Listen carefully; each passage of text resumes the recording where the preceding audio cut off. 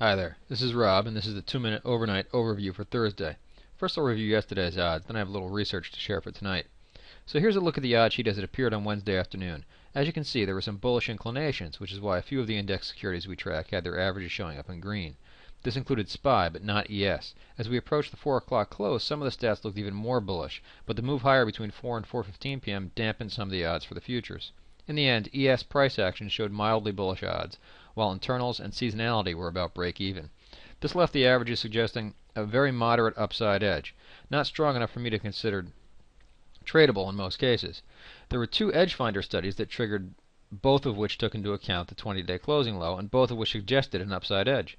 With seasonality weak, I would be looking to take profits at the standard target amount rather than the X target if I took a position. With ES odds below my normal minimum entry criteria, that isn't a trade I would typically take, and as I indicated in the trading room Wednesday afternoon, I did not take a trade last night. As it turned out, I missed out on a potential winner. Looking at last night's chart, we can see that ES moved steadily higher throughout the night. This morning it managed to gap up 9 points. Now let's take a look at the daily chart, and I'll share some research for tonight.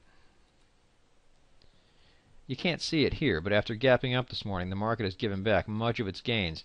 As of 10:45 when I'm recording this, ES is only up about 3 points. If it continues to fall and makes a lower low today, that would mark the 6th day in a row where ES will have managed to make a lower low. I looked at other instances since 2000 where ES was trading above its 200-day moving average and made a lower low for the 6th day in a row. Here are those results. Only 8 instances, which is a bit low for my taste, but early indications seem to suggest an upside edge, with 7 of the 8 gapping higher the next morning. For those who are interested, here's a list of the trades. I find it interesting that most of them occurred in the last 2 years. Thanks for listening, and rest easy.